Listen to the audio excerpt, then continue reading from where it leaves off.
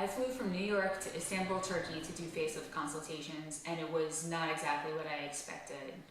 I spent 2 years following facial plastic surgeons on their social media, doing the research to narrow down the ones with the most potential, and I realized that you don't really get the full picture until you arrive in Turkey. I'm going to compare 5 facial plastic surgeons in Istanbul. I'll go over some of the scary post-surgery process, the unexpected pricing, and the lame letdown from one of my top choices. Turkish surgeons in general have a more extreme aesthetic. They tend to do a really snatched face, less natural looking, I would say.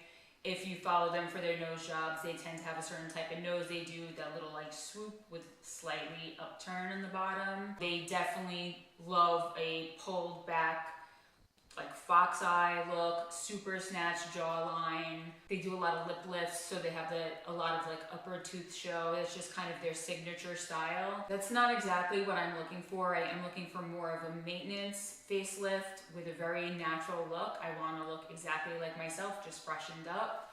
But there's a lot of skilled surgeons in Istanbul. Their hospitals are beautiful, nicer than a lot of the ones in the United States, and being 100% transparent, I'm looking for a facelift that I could afford. So that's why I dove deep into looking in Turkey, but you really have to do your research. I told them that I was interested in a lower facelift and possibly an upper bleph, but I'm open to their suggestions. The first surgeon I'm going to start with is Dr. Yazgan. He definitely does more of an extreme aesthetic. He does that super snatched face. So if that's something you're looking for, he could be your guy. He also does very beautiful upper bleph incisions, really crispy and nice. I think the staff is always an important part of the experience, because if a surgeon has a bad staff, you have to wonder what's really going on there. I spoke to Flavia through his WhatsApp. She's very good at answering my questions. She seemed professional. She didn't send me as many photos as I would have liked. They want you to send 3 photos, 1 front facing, 1 on each side. You should always send photos with no makeup, no filters, with a clear background. Make sure they can really see your face. You're not trying to look pretty for the doctor. They need to see what they're working with, and they ask you to send a video with all the different angles kind of showing what you want fixed, and they can also kind of gauge the laxity of your skin when you send a video instead of just a picture. This is all updated pricing that I'm going to be giving you. So for what I was looking for, they recommended the mini facelift, which is a lower facelift. That would be 10,000 euros. Neck lift with central neck lifting, where they go and they tighten all the muscles in here and they cut away the extra and pull all this back. That would be 9,500 euros. And it would be an additional 3,000 euros just for the upper bleph. There's also an additional 10% fee if you're paying with credit card. And if you're into some other things, I'll just give you the prices here. Like the cat eyes and cheek lift, I know is a really popular thing that people want.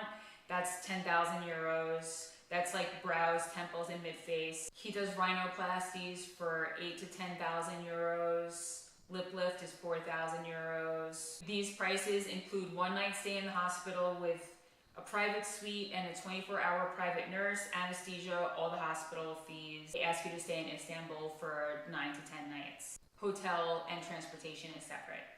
For this doctor, his consultation fee was 500 euros, and knowing that I probably wasn't going to choose him because he wasn't my aesthetic, I wanted to save that 500 euros that basically paid for my hotel, for my trip to go on my consultations.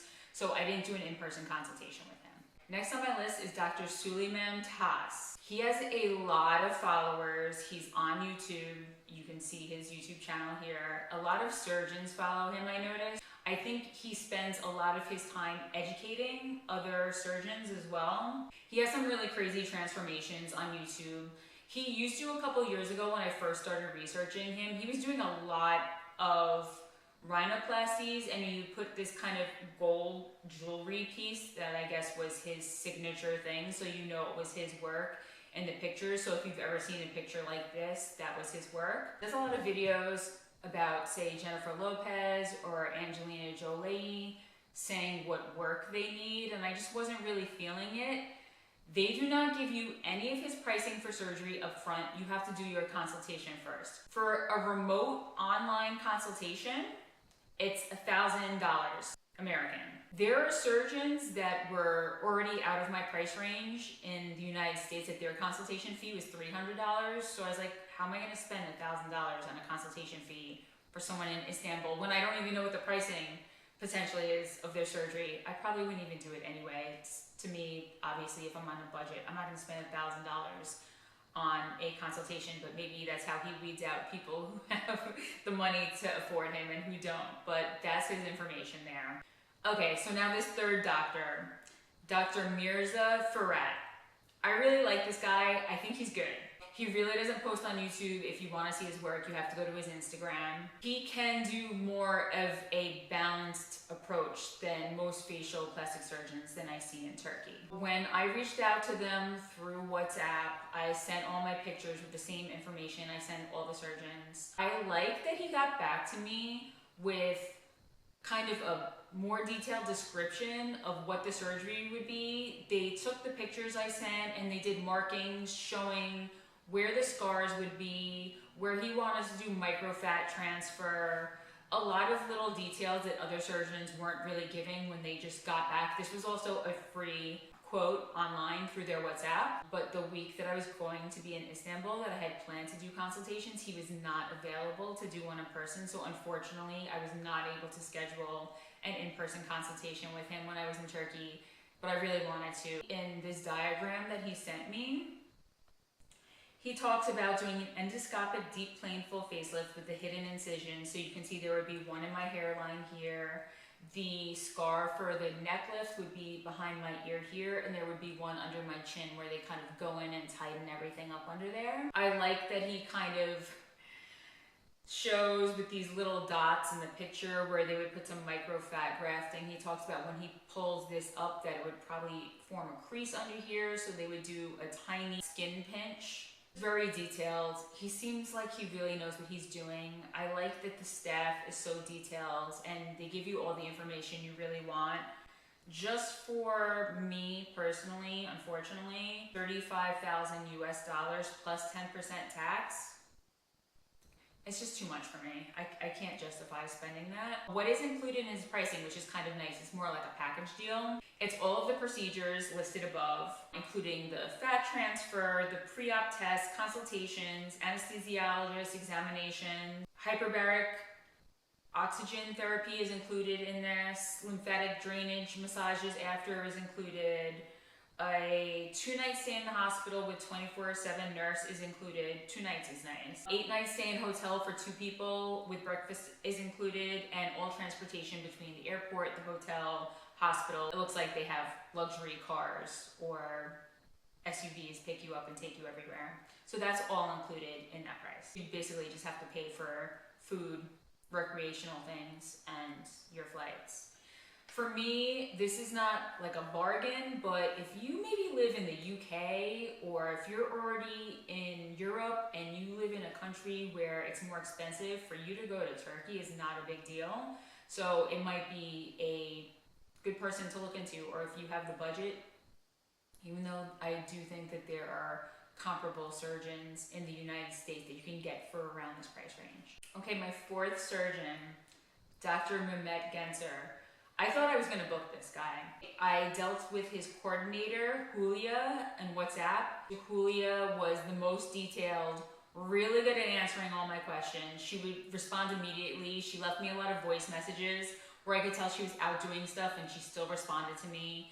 Out of everybody, Julia is like #1 for the best coordinator with any of the surgeons that I've dealt with in any country. A lot of his work looks extreme and not really to my taste, but he has started doing a lot more natural looking work in the last year or so. I had seen before I did my in-person consultation with him that he does do the scarless facelift, where they do the incision in the hairline and they kind of pull things up, and they can do it behind your ear, which I was hoping, because I had seen some before and afters on his Instagram, that the women's laxity on the bottom of their face looked comparable to mine, and he did it on them. So I was surprised when I went to meet him in person. He was like, oh no, you have to do a deep plane facelift, which mentally I wasn't ready for. Now I kind of get it, but it's weird because you can go to different surgeons and they'll tell you you need different things. but he was definitely like, nope, we need to go in here and do the scar here and put everything back where it needs to be. He said because my main concern was this, that I would not get the results that I wanted with just going with the scarless. So I was a little thrown back when I met him in person and he told me that. When I told him one of my biggest concerns was the scars, he said to me, the scars don't matter if the work is good. That kind of threw me off, made me feel uneasy. And then the other reason, I looked at every single post he has ever made on YouTube and on Instagram. Up until that point, he never shows the clients, I guess, a couple days after the surgery. He uses a hemostatic net, which there are some surgeons that do this, but you don't see it a lot. So the hemostatic net, it's almost like a quilting that they use to connect all the tissues together while it's healing, so it can't fill up with fluid and you have less of a chance of developing a hematoma. It looks crazy. And I understand the reasoning for doing it instead of using drains, because I asked him about the drains. My husband wants to come with me no matter what, where I go to get my facelift. He would not be able to deal with seeing me like that, and I don't know if I'd be able to deal with me seeing like that. So once I saw pictures that I got there, knowing that he does that, that kind of freaked me out. The other thing about the surgeon, I think he does get some good results. I've reached out to some people that he's worked on online that aren't influencers that actually got back to me. I won't name any names. I don't expect by any means healing from a facelift to be an easy thing. I know it's gonna suck. I think in comparison to a lot of other surgeons, the recovery is worse with the surgeon. I get the feeling that he has a heavy hand. It's just my opinion.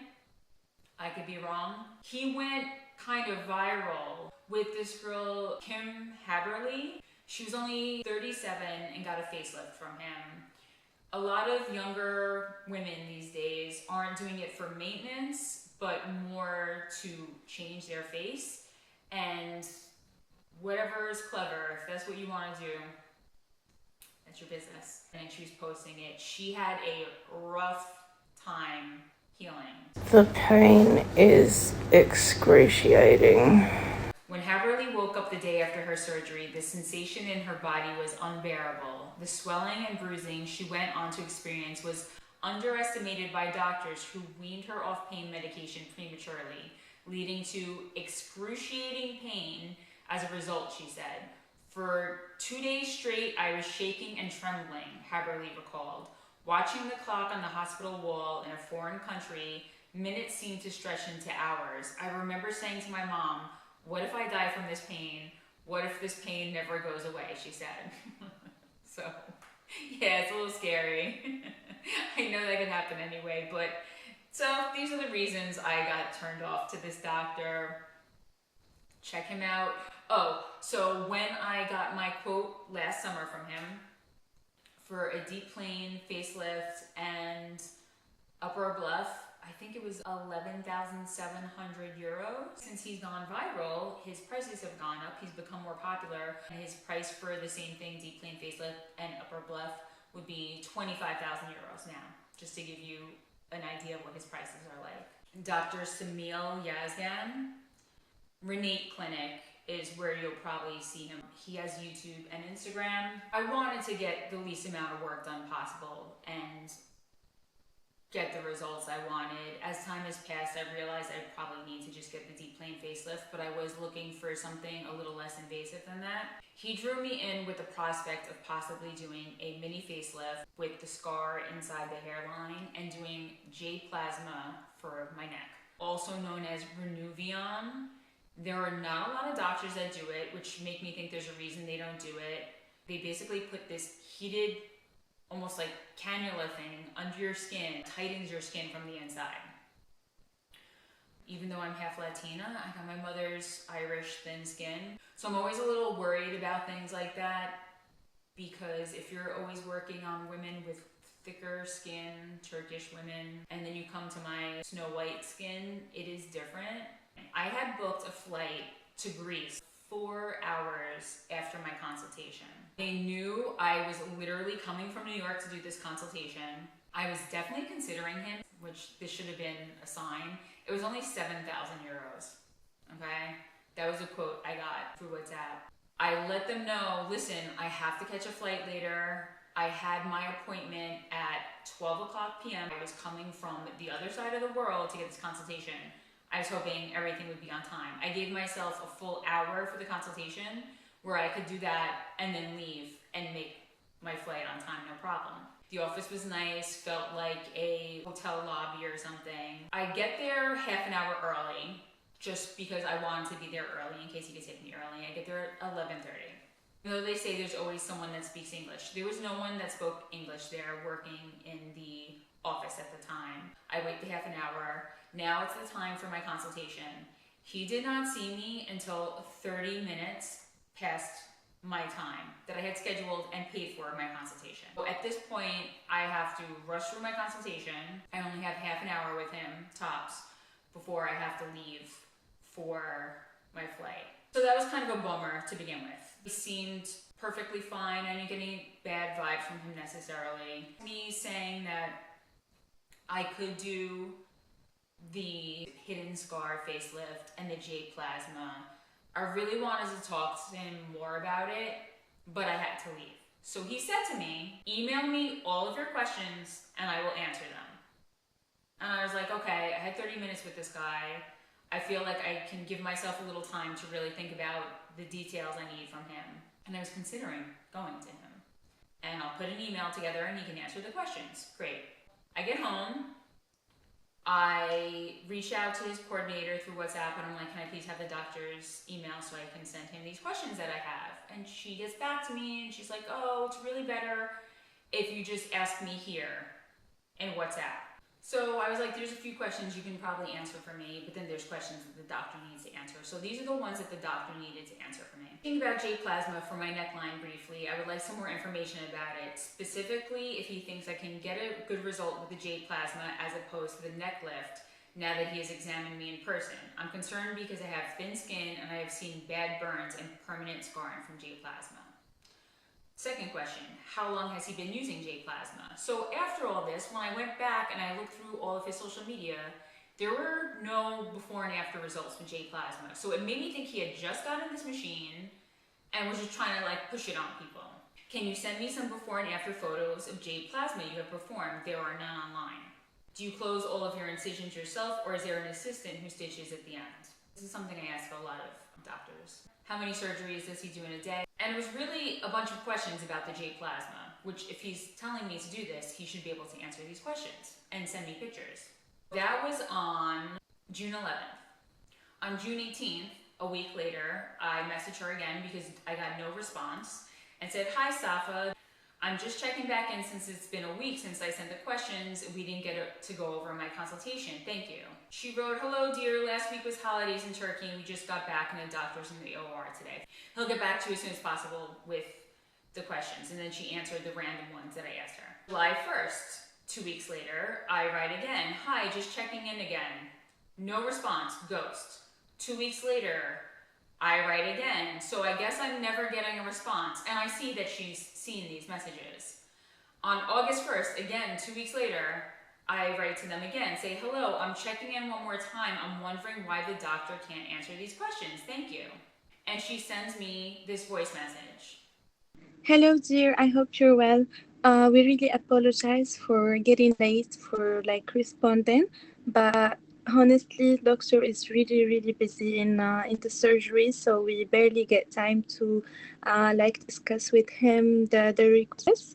So I will do my best to get back to you by the end of this week. And yeah, we appreciate your patience. Thank you so much. So they never responded to any of my questions and never got back to me. After this happened, I really started paying attention. I was getting so many Instagram ads from them. If the doctor is so busy, why are they having to spend money on Instagram ads? I've noticed that he works with some influencers, and I tried reaching out to some of them to ask them about their experience, and they were kind of secretive and didn't really give me any answers. I also realized that there's one girl that he's posted 1,000,000 times. Like, do you not have new people to post? They spend a lot of time creating content, but it's not of actual surgery results. It's the doctor walking around the office and checking in on clients and in the surgery room and just like piecing stuff together. They also do so many where it's like, hi, I'm Jessie from the United States and I flew all the way from New York to Istanbul to see the amazing Dr. Samil, and I'm really looking forward to my results, and they'll show them like the marks, but then there's no after. It's like them praising the doctor, giving a review before they even get the surgery, but there's a lot of before videos without the afters. If you want to check this guy out, be my guest, but this is not someone that I would go to. I'm just not getting my surgery done in Turkey, but I wanted to give some information for you guys. I know it seems like a lot to fly all the way to another country to do a consultation, but if you're really considering this stuff, it really helps to go in person and meet them, see the staff, see the place, see how you feel about everything. One other thing to keep in mind is that painkillers that they give us here in the United States are not legal in Turkey. So you will not be getting as strong painkillers as you would here. But they do have really nice hospitals and there are good surgeons. Just be diligent, research, really make sure the surgeon that you go to is a good fit for you. I hope this has helped. If you want to know about the surgeon that I'm actually going to go to in Mexico, you can check out this video.